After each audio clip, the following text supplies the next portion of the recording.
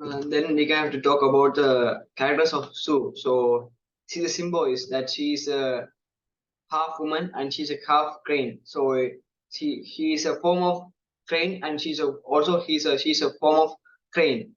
Even though she's a symbiosis, she have her true love and cares on her husband. So we can in the starting of the play we can see that Sue talks to okay that I wish I could, but I have to prepare supper for you. So it talks that she concerned to make her supper. So it shows the true love and she have a concern sincerity and she have to make her husband happy. Then we can see that even though her husband threatens him, he will leave her alive, and he says you are a cross woman. Even though he tells like that, but she makes two more stuff to his husband to not to make him happy. So this shows her true love and concern about her husband. And even though she doesn't know about the currency of money, that she tells that she doesn't know the counting of money, the currency, the values, and she know the economic words. That it means that she is not from the human world which we have created artificially. She is from the natural world which are made naturally, and there are many aspects for them. So this shows that the natural world has many positive emotions and feelings like that, innocence, helping nature, love, and etc. But the world has many negative emotions and feelings that we have know that negative meaning like selfish, anger, etc. So we can say that like that. So she thinks that love is the best than the money. She tells that buy what nice thing. So what do you want beside me? She said that so is the best gift for him, but he doesn't know that he thinks that money is the best them mess is the biggest and expensive than so. So and moreover she is an ideal wife that everyone can expect in their lives. So even though she and also she leads you here to a simple and good life without the money and also the outsiders. So next we are talk about the villains of the correct of the play that Unsu and Sodo that so because they are very money minded like, because they want to make thousands of profit by selling the Semba Ori.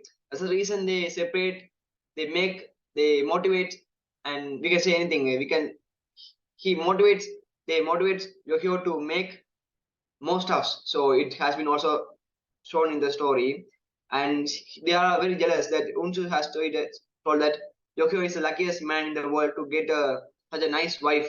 Since he came there, he never does anything but he sleep by a fire side and day long. So jealous of Unsu and Soda has been shown by like this that they were irritated by the Sioux and they are very commercial and they want to make more money in their life. And when we see the themes of the story, that we can see that the money is a cutting one. There are many main three reasons that which depends on the things of human. That one is for money and power and sex. And when we see the money has many negative emotions and etc. That money can lead a human into a animal that which had many negative emotions. That according to Shakespeare's stories and novels, we can say that they have many negative and many dangerous ideas that were caused by the money. And then we see the power of the people, that the political power and the money power, and we can say anything, the power. And then as well as the money is a captain one which had made humans behavior into a danger one. That in the starting of the story, we can say that Yokio loves her wife Sue, but in the rest of the part, Yokio hates her wife. So it shows that the money has changed his human behavior into animal behavior. And moreover, we can say that uh, Yokio peeps into a girl's room without a permission. So this is also we can say that from the incident that money can change a human behavior. So money is a corrupting one, which can make an innocence to a negative one. So as well as here there are two main symbols which have talked about the money, and they are Kyoto, the city of commercial, and it is also urbanization city. And we can also talk about the Semba Ori because it's a valuable one which we can sell to $1,000. So these two symbols are used in this poem, in this story, to talk about the theme of money. So when we see the contrast between the human and the natural world, that natural world has been talked by earlier Hugh and Sue, that they are very innocent, they are very deep lovers, and they help others. So by these aspects, we can imagine and how the nature world should be. Then the writer talk about the human world, that they are running a rat race for the money. So it shows the greed of money, and in a mad bad way they make many illegal issues. They make the the families to break up. So it creates many illegal and negative and impacts to the society. So the contrast between the human and the natural world has been contrasted. So as well as we can see the duality of the people, that the yogios can be the example for that. The people have two masks to showcase in the society, that in the first we can see that Yokio is a good person as a humble villager, he's an innocent, but in the last part of the story we can see that he's an selfish minded, money minded, and etc. So people have two faces, one for real one and a real one. So the people showcase the real one to the society. The real one should be clearly seen to our naked eyes. As well as the Clone's Wife by Jorgensen Agrat, it's an absolute, and it's an example for this duality of people.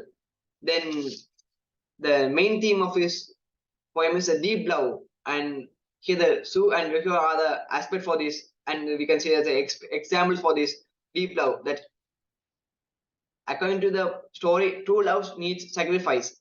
So this message is evident to the departure of Sue, and Sue takes care, and she is very concerned about the sincerity of Yokio. So, but Yokio does not do anything for Sue. So this message also can be taken from the story. So in the last, you can say that the money is a corrupting thing which can make a human into an animal one. So this is the main message that the writer Kinoshita has mentioned here. So this is the poem. This is a story which has talked about the Japanese world during the after the World War II. So the English poet George Herbert also mentioned the message like that: money the ban of bliss, and it can also the source of void. So this is a similar message we can talk as the story. And Kinoshita is a famous, and he's well known for the translating of Shakespeare's messages. So this message also can be symbolized, or we can concern, or we can match them with the Shakespeare's story. And thanks for hearing me.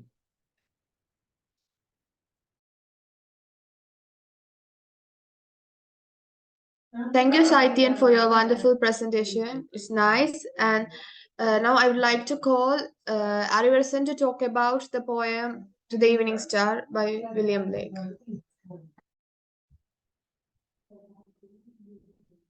Good evening, all of you.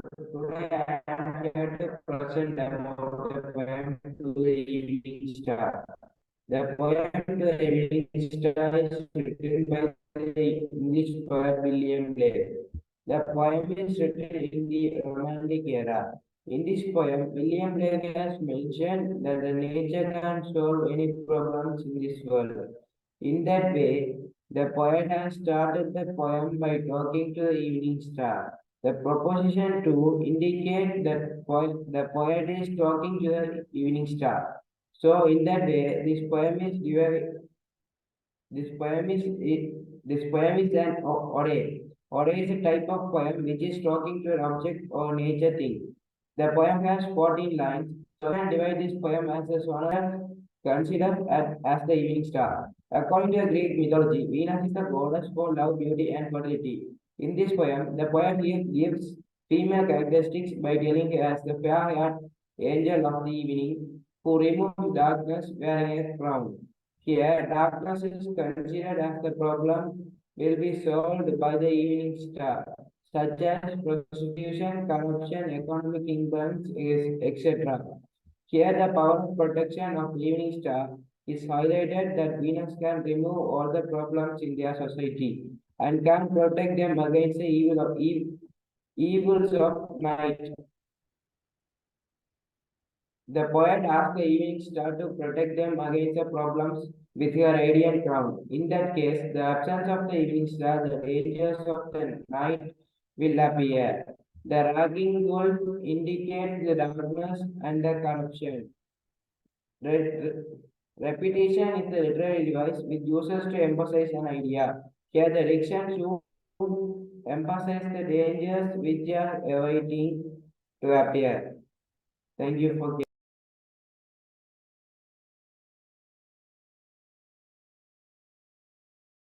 Thank you, Arivarsan, for your wonderful presentation. Now, I would like to call Kirtana to talk about the poem To the Evening Star. Good evening to you all. Today I'm going to speak about the poem To the Evening Star by the English poet William Blake. In the Romantic era, William Blake was born in London on 28th of November 1757 to the middle-class family of artisans. William Blake differs with the established church and was believed to have been the members of Moravian sect. William Blake was a very versatile person and painter, printmaker, engraver, as well as visionary. Some consider Blake far and away the greatest artist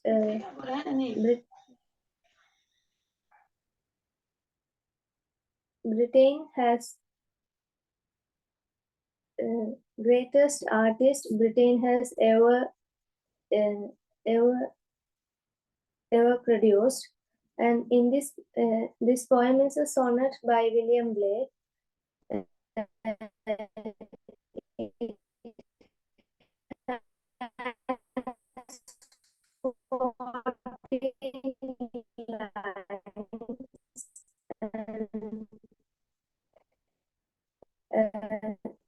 To the Evening Star is an ode to Venus, and Venus is considered as a goddess Venus.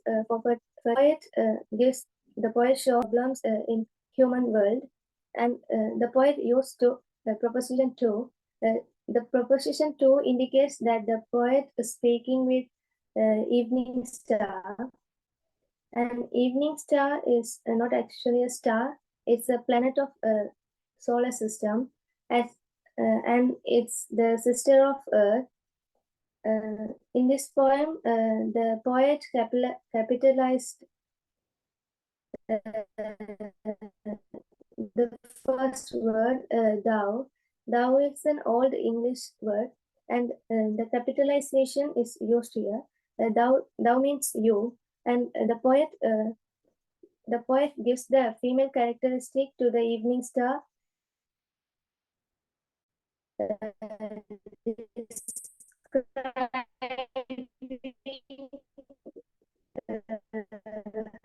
As a fair-haired angel, and the next two lines convey the beauty of the evening star, which is seen as a solitary star before moons or other stars makes their presence.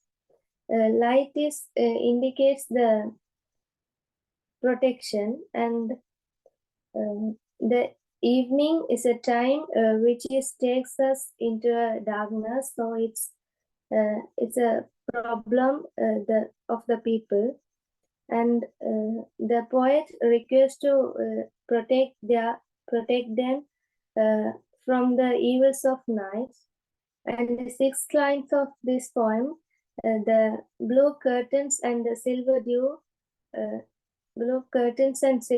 creates a very very beautiful visual imagery in the evening time.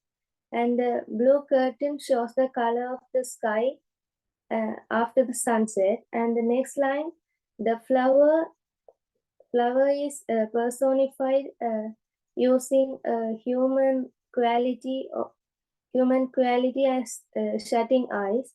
And the next line of this poem, the west wind is symbolically stand for destruction, and it indicates the destruction and the harm. The next line, glimmering eyes indicates the temple and the golden goddess. We can see the two repetition in this poem. First is silver and another one is soon. Soon is the diction soon is repeat in this poem. It's called, we can call this literary device, literary technique as repetition. And repetition is used to emphasize an idea. In this poem, soon is repeat to emphasize urgency and danger. And the next two lines, we can see symbolization, symbolism. The wolf symbolizes the night, and the sun is symbolism of the glorious morning. And the scattered dew is scattered dew is the ideology of Christianity. And at the end of this poem, the poet requests again to protect them from the evils of night. In this poem, the poet believes that the evening star cure all the problems in their world. Thank you.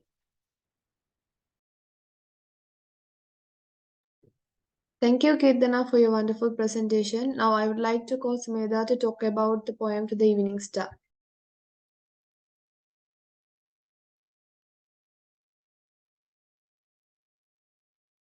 Good evening, all of you. Today I'm going to present about the poem To the Evening Star. To the Evening Star poem was written by William Blake. William Blake in the Romantic era, which is between 19th century. He was born on 28th November 1757 in London. Poem have many type. According to that, this is the ode and visual imagery type of poem. To the Evening Star is an ode to Venus. Venus is considered to be a Roman goddess of love, beauty, prosperity, sex, and fertility.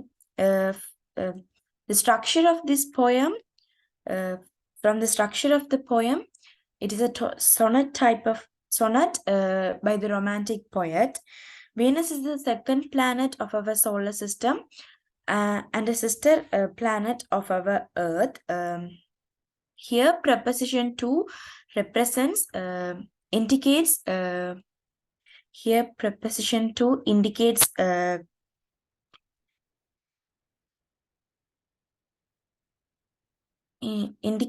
the writer to speaking to the evening star. Black is one of the early romantics viewed nature in different ways.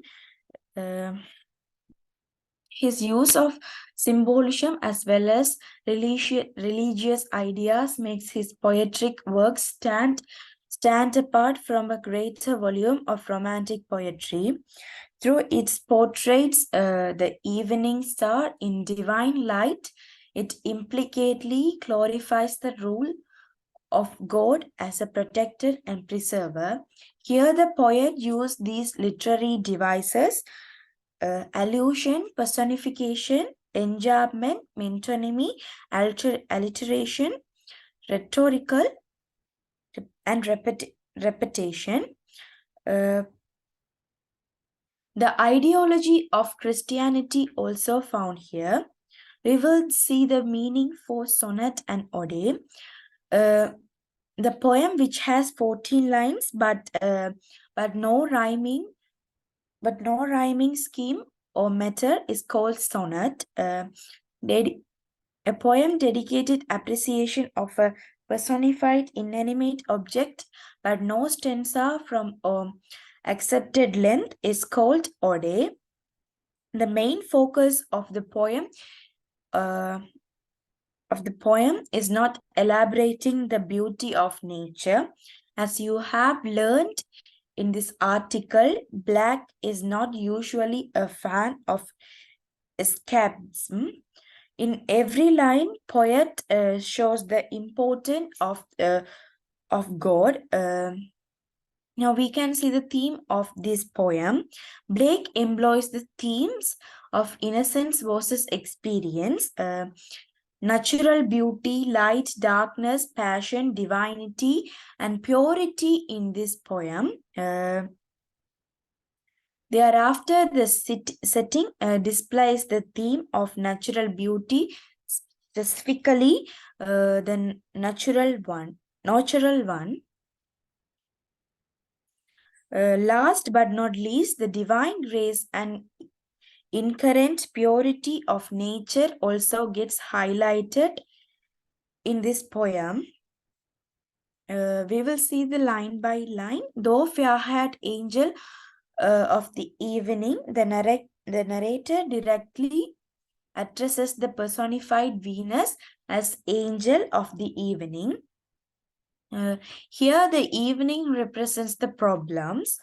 The technique used here is called apostrophe, and it is a common way to start an ode. Evening universally symbolizes a prevailing problem.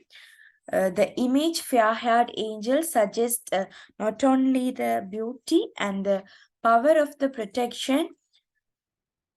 The poet seems starting a prayer to the god by praising her beauty and her power of protection.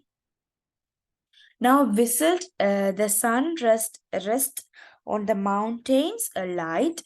The word now reminds the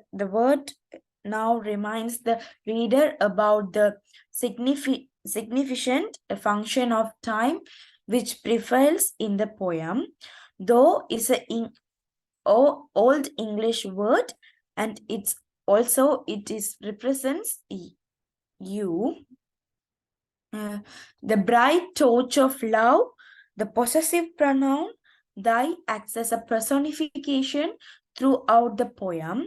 Bright of torch is a metaphor which signifies the dawn of star. Put on and smile upon our evening bed. The action of the obvious muscular movement of the face smiling is an indication of approval. It is a personification as well. The narrator is a representative who speaks for the majority rather than for his personal gain. That's why the narrator specifically selected the goddess of love and care for her approval and blessing.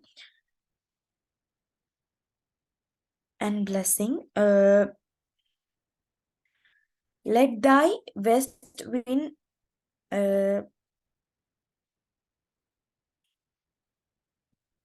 let thy west wind sleep on the lake, speak silence with thy glimmering eyes, and waste the dusk with silver. It represents poet requests the evening star to put the west wind asleep.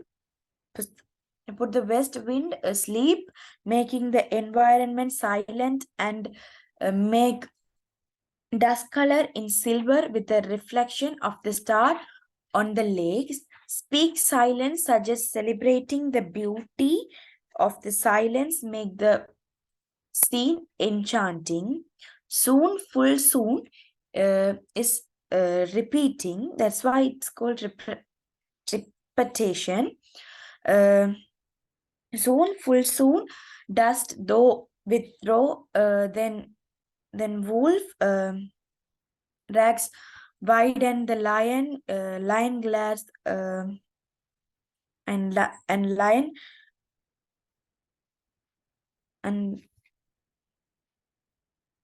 and lion glares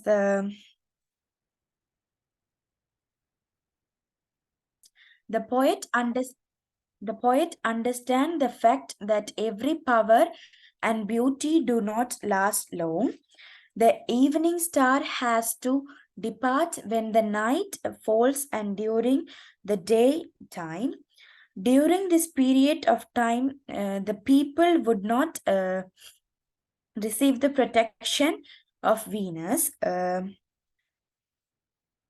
Poet suggests the transitory nature of evening and the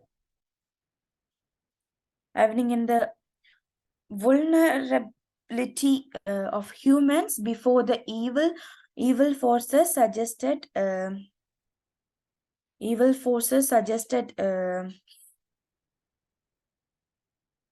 by wolf rake and lion glare.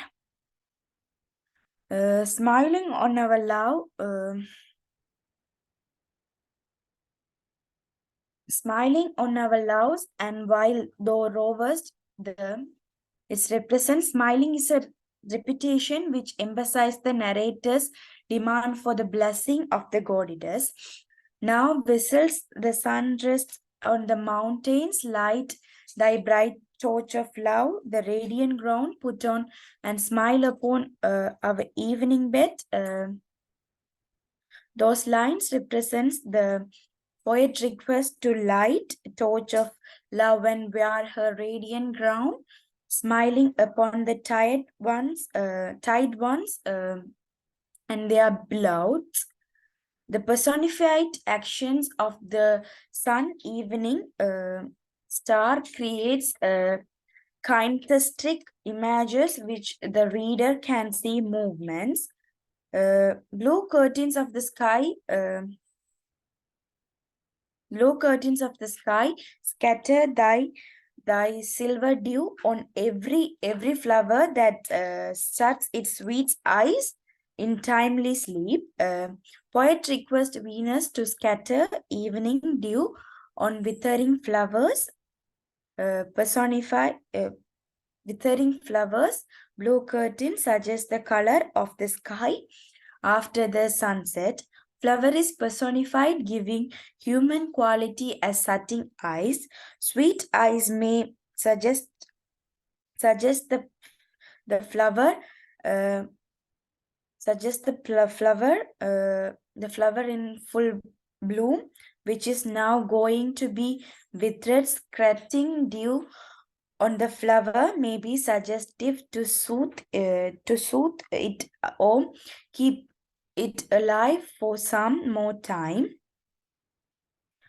The fleeces of our flocks are covered with thy sacred dew, protect with them with thine influence. Although the evening star departs after its short appearance, the holy effect created remains on the devoted ones.